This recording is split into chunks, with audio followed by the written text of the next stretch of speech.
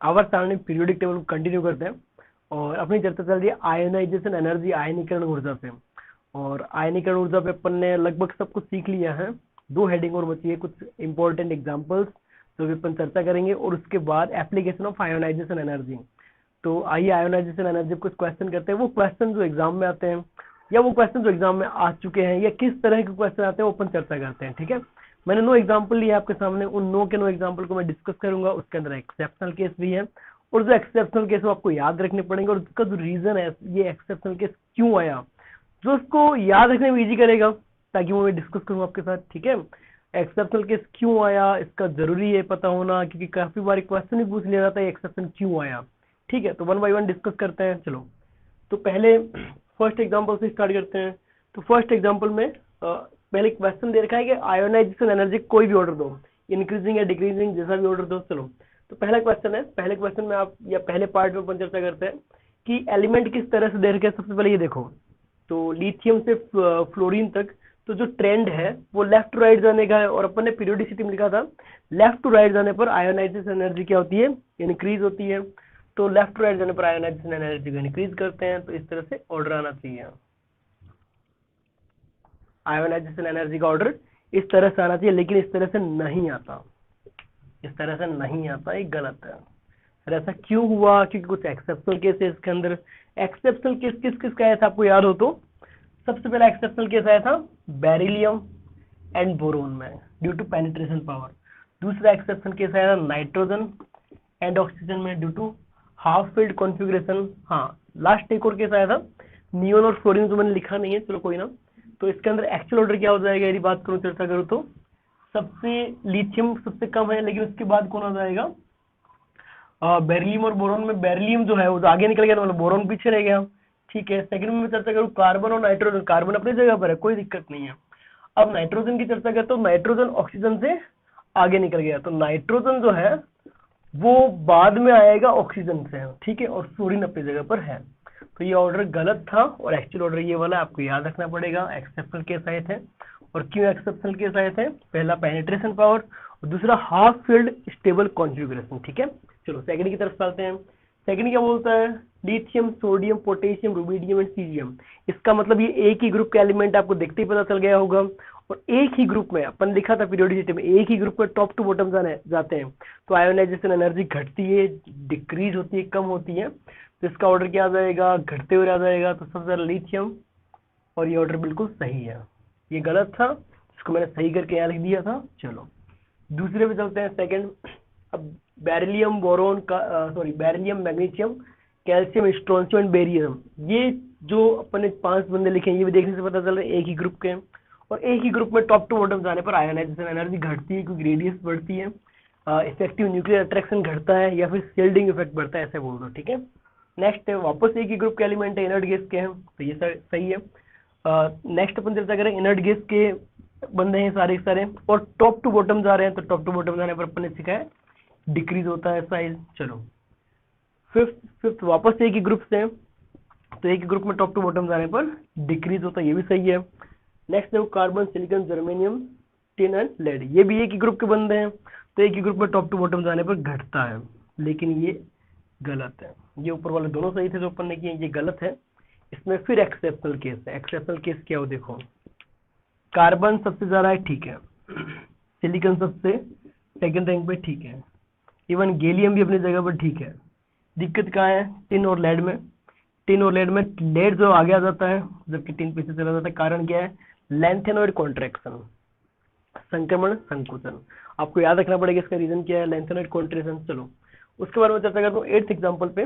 तो 8th example में top to bottom जाने पर क्या होगा, फिर से क्या होगा, आयोनाइजेशन एनर्जी घटनी चाहिए, लेकिन ये भी गलत एग्जाम्पल है, इससे नहीं होगा। इसमें भी लेंथेनॉइड और ट्रांजिशन दोनों कॉन्ट्रैक्शन आ जाते हैं। ठीक है, मैंने कहा था कि पी ब्लॉक में जो ट्रांजिशन या लेंथेनॉइड कॉन्ट्रैक्शन आता है वो पी ब्लॉक के 13 ग्रुप में सबसे ज्यादा इफेक्ट दिखाता है, और जैसे जैसे मैं ग्रुप में आगे जाऊंगा उसका इफेक्ट धीरे धीरे कम होता जाएगा। तो इस ग्रुप में सबसे ज्यादा इफेक्ट दिखने को मिलेगा। तो इसका बिल्कुल अजीब सा ऑर्डर अपन चेक करेंगे, इसकी ट्रिक रखेंगे कैसे इसको याद रखें। ठीक है, उसके बाद इसका सबसे लास्ट, चलो इसके ऊपर चर्चा करते हैं ट्रिक कैसे याद रखनी है, वो भी बात कर लेते हैं। तो इसकी ट्रिक है, जिस ट्रिक से आपको याद करना है, क्या ट्रिक है, डब्ल्यू, आपको डब्ल्यू लिखना है। कैसे लिखना है देखना, वही जो धमाल में W था, वही W यहाँ काम में आएगा। यहाँ पर एटॉमिक नंबर है या एटम्स लिख दो, जो भी एटम है, एटॉमिक नंबर नीचे लिखते हैं, ट्रिक में आसान हो जाएगा। एटॉमिक नंबर यहाँ लिख लेते हैं और यहाँ पर आयोनाइजेशन एनर्जी लिख लेते हैं ताकि आसानी से याद हो। W कुछ इस तरह से, धमाल वाला W थोड़ा टेढ़ा था, लेकिन ये इसकी टांग खींच दी है, इस W की एक टांग खींची हुई, ध्यान रखना। इसमें एलिमेंट रख दो इस W में, तो हर एक कॉर्नर पर एक एक एलिमेंट रखते जाओ। सबसे पहले आया बोरोन, उसके जस्ट बाद कॉर्नर है ये, तो इसके बाद कॉर्नर है एल्यूमिनियम, फिर आता है गैलियम इस कॉर्नर पे, फिर इंडियम इस कॉर्नर पे, फिर थेलियम इस कॉर्नर पे। हर एक कॉर्नर पे एक एक एलिमेंट आ गया।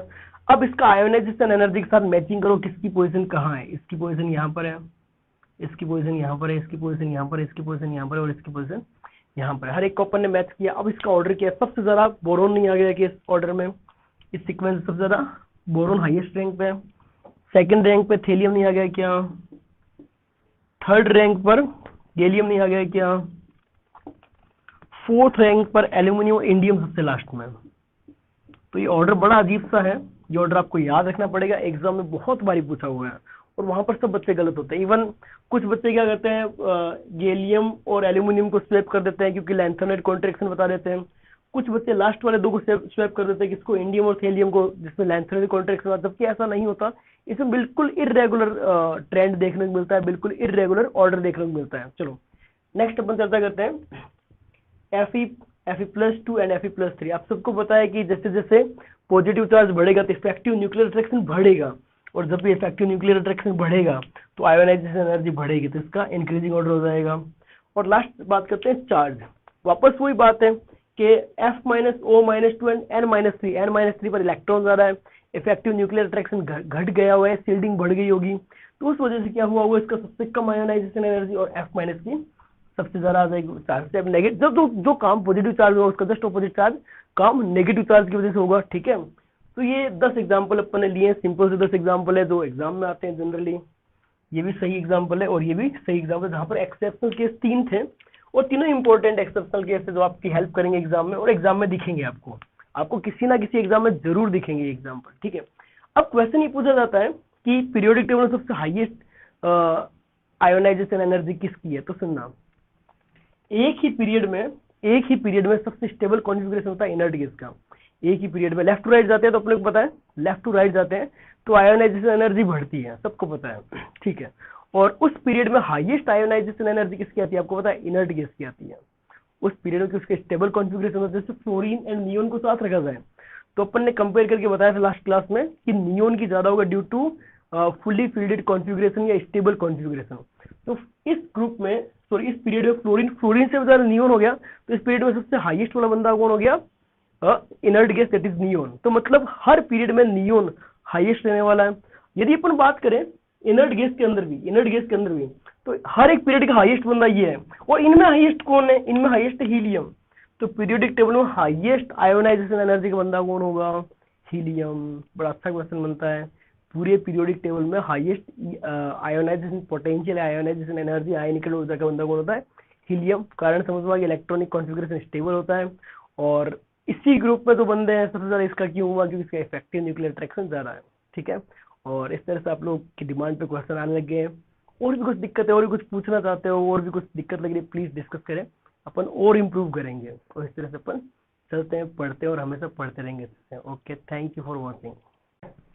तो बच्चों वीडियो को लाइक करें, उस पर कमेंट करें और उसको शेयर करें, सब्सक्राइब करें। यदि आपको कोई भी डाउट है तो नीचे डिस्क्रिप्शन में आपको एक लिंक दिया हुआ है, और उस पर अपना डाउट रूम पे जाएं, ग्रुप पे जाएं, और जैसे भी डाउट है प्लीज आप पूछें, आपके लिए फैसिलिटी दी गई है। और शेयर करना ना भूलें आप लोग, ठीक है।